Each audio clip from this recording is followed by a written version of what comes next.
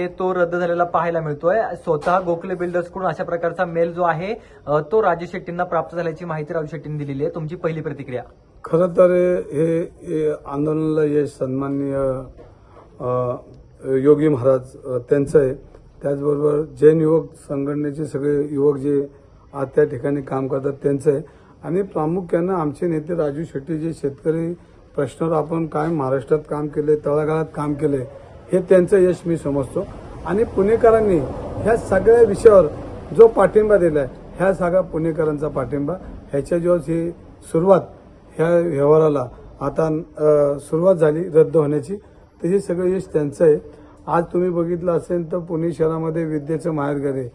पुणे शहरामध्ये अनेक मान्यवरांनी रक्ताचं पाणी करून ह्या संस्था उभ्या केल्यात। एक दिशा देण्याचं काम ह्या पुणेनी अख्ख्या जगाला दिले आणि त्याच पुण्यनगरीत पुणे शहरामध्ये विद्येच्या माहेरघरामध्ये काही लोक बिल्डरांना हाताशी धरून वेगळ्या पद्धतीने एखादी संस्था कशी मोडीत काढायची हे प्रयत्न करत असताना हे सगळे पुणेकरांचा आवाज आज सगळ्यांच्या ताकदीचा दिसला।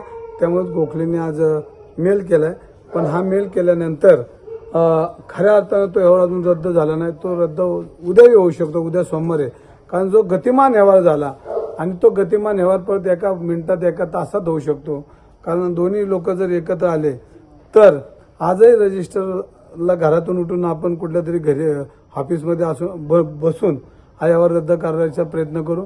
मला आत्ताही फोन होता, मी जागाच आहे, मला जर मुरली मोहनचा फोन आला तर आत्ताही रजिस्टरचा घरातून आणून आपण, कारण शेवटी केंद्रीय मंत्री ते आहेत, त्यामुळे केंद्रीय मंत्री काही करू शकतात, हे आपण त्यांच्या वतीने करू आणि ह्या सगळ्या चाललेल्या ह्या सगळ्या गैरव्यवहाराला आपण त्याला थांबवू।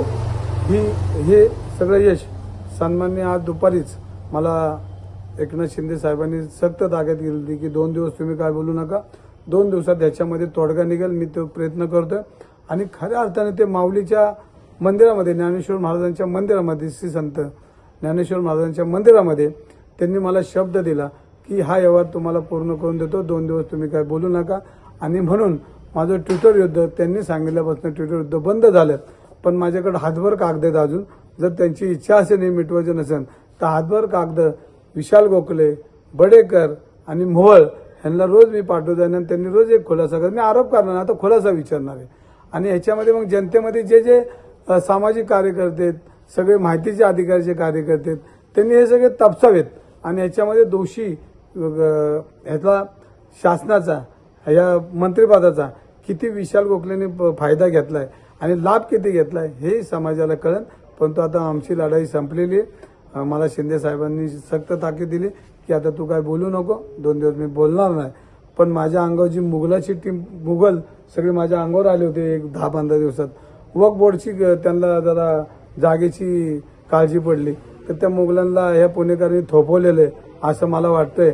आणि पुढील कामासाठी शिंदे साहेब जे आदेश देतील त्यांना मी आदेश पाळून, पण त्यांना मनापासून धन्यवाद देईन। त्यांच्या वाणीतून जो शब्द निघाला तो खरंच आज खरा ठरतोय, म्हणून शिंदे साहेब तुम्हालाही मनापासून धन्यवाद देईन। आमचा जैन समाजाची युवक मुलं बाळं जी शिकणार आहेत ते तुम्हाला प्रचंड आशीर्वाद देतील। आणि तुम्ही मला दुपारीच बोललाय की देव, देश, धर्म यासाठी आपल्या पक्षाची निर्मिती, आपली निर्मिती, आणि ते वाक्य आज खरं ठरलं। म्हणून शिंदे साहेबांना बी मी आणि उद्धव सामंत साहेबांना बी मनापासून धन्यवाद देईन।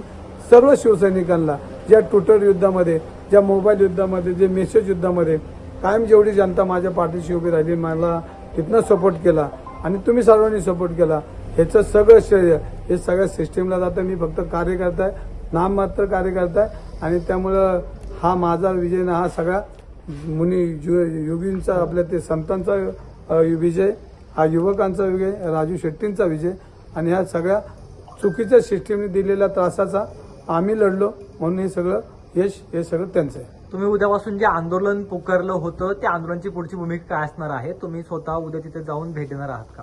मी ठरवलं होतं की जोपर्यंत हे मुक्त होत नाही तोपर्यंत महावीरांचं दर्शन घ्यायला मी जाणार नाही। परंतु मला आता थोडी आज आशा वाटली की आता हे मुक्त होईल। उद्या मी